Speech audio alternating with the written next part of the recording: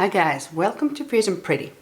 So I think it's been roughly like 6 months since I talked about crystals the last time. And in that video I said that I'm not much of a, crystal person. But well, when we look at this table, we can see that a lot can change in 6 months. That was an unasked VR to Saturnarium, and I'll link it down below if you want to see what my collection looked back then. And actually here on the table are only few pieces left from that video. I still do have my little Moldavite frog, and working with Moldavite has been actually good for me.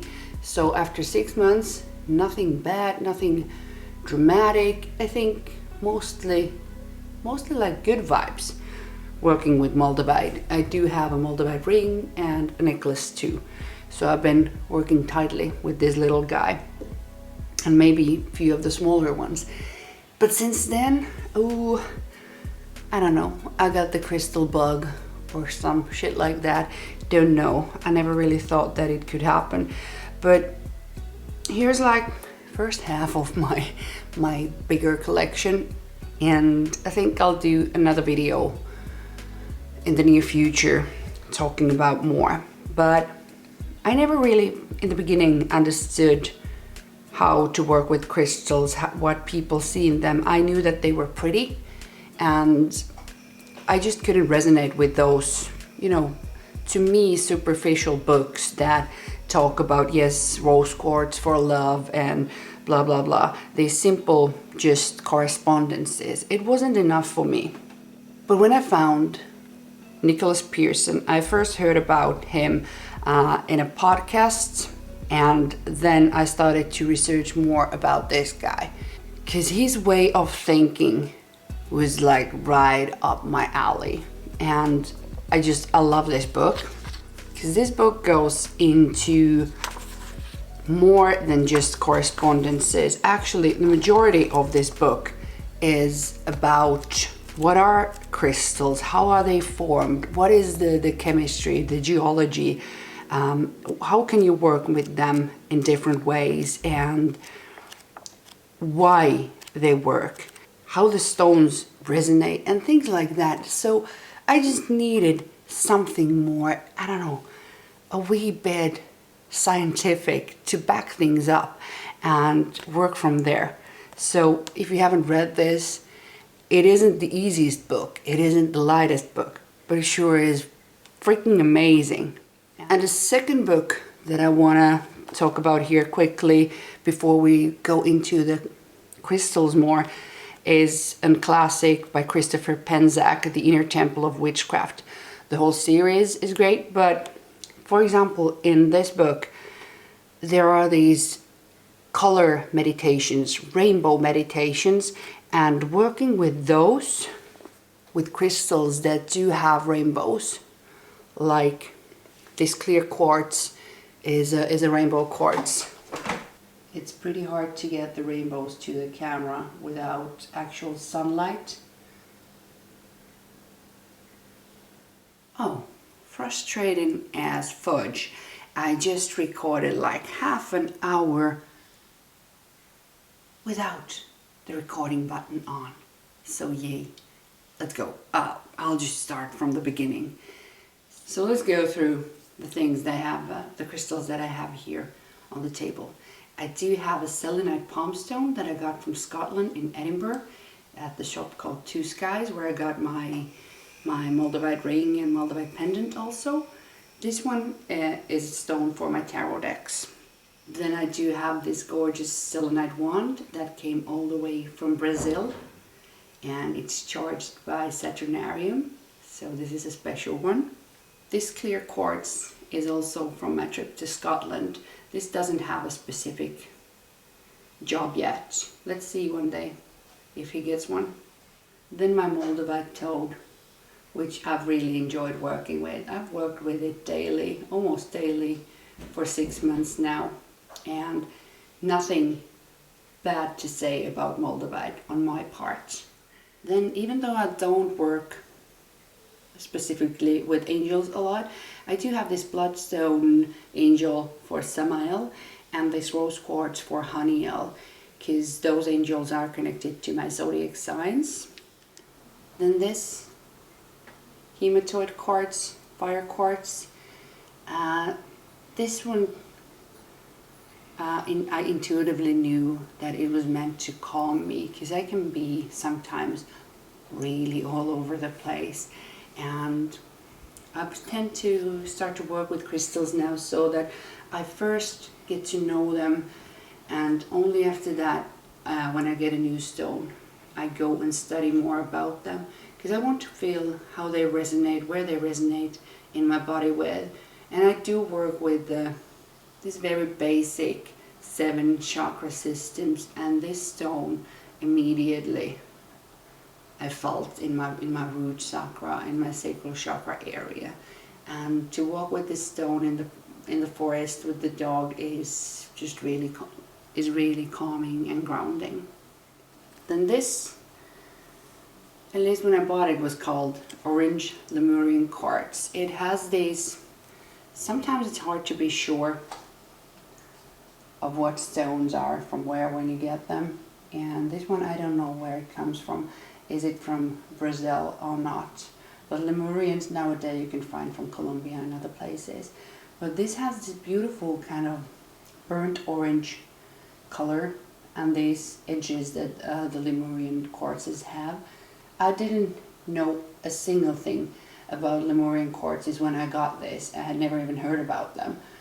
And this one has these small little babies growing from this little point. I really like them, these little babies. But this was also stone that I was drawn to, and this one I could felt straight in my sacral, my second chakra. So I know that I have some work to do on that area, and this is a tool, one tool for that. That is another one, but I'll talk that later on. And it lives on this agate plate. Then I really got into the shape of the crystal spheres. This is smokey quartz from Madagascar. I love the size of this. This doesn't have a specific job yet, but I really enjoy holding it. This is kind of like my sofa stone that I hang around with and play a lot with. Then I do have an amethyst sphere. This is quite new to my collection. The lighting isn't perfect for crystal filming, but it's an amethyst. And then a bit bigger clear quartz. And this one also has rainbows in it, even though it's hard to capture them. I'm trying. But there are some rainbows coming in from this.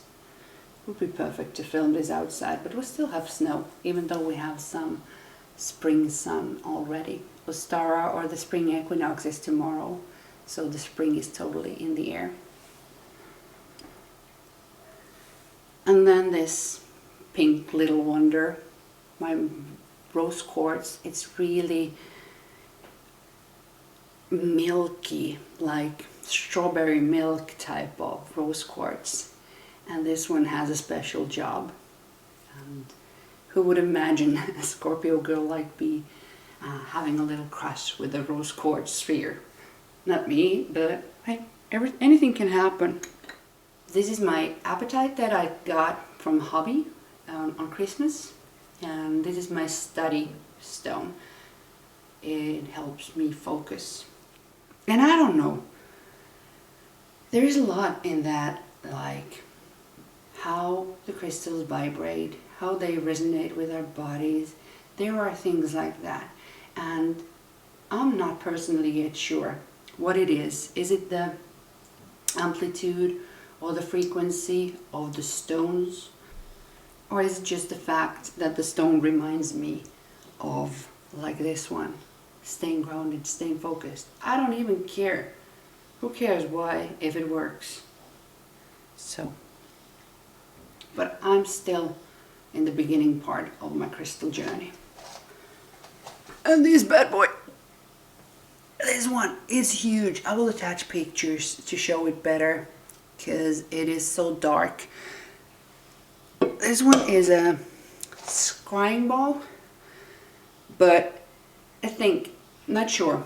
The seller said that it would be quartz, but it ain't. I've inspected it.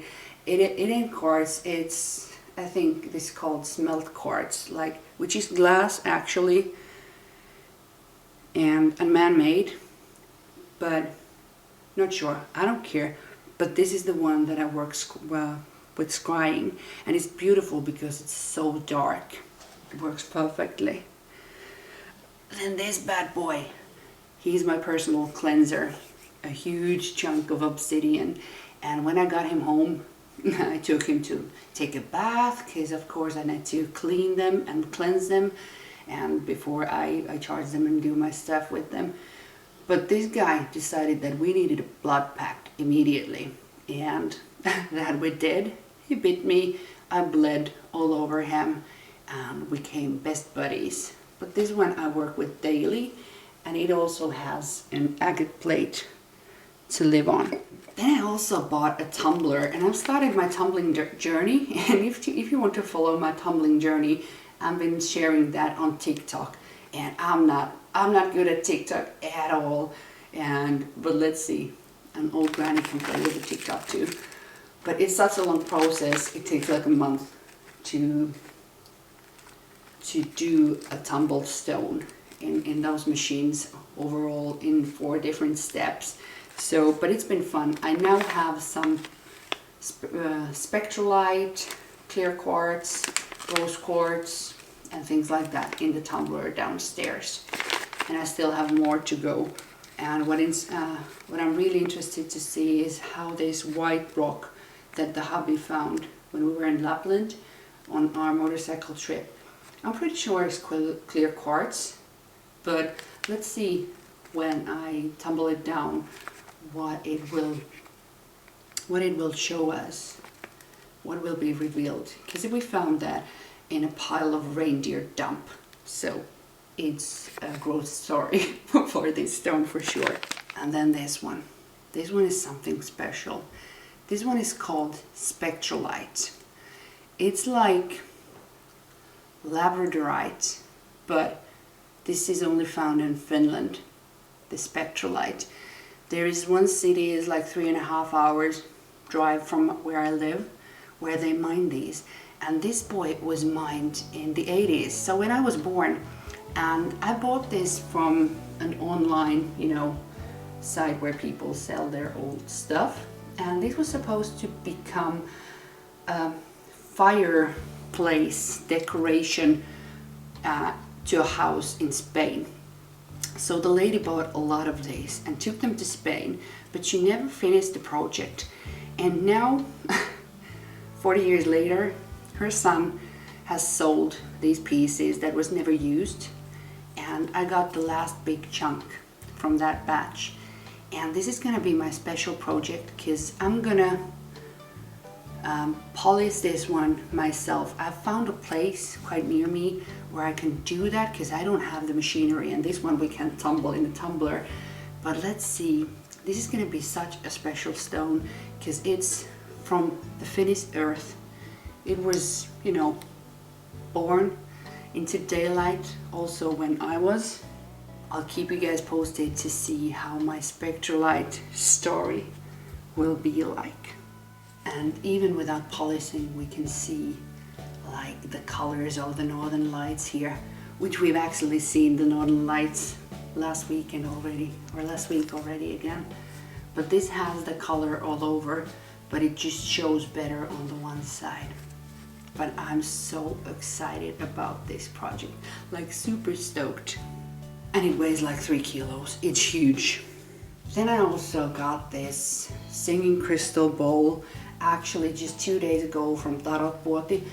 I've been shopping there several times, and we've played this one with my daughter, and it's somehow like the orange lemurian quartz. This called to my sacral chakra, and I don't know what's wrong with that one, but it clearly needs some working. So I got this one. I hope the sound doesn't get too hard on the video. Let's see.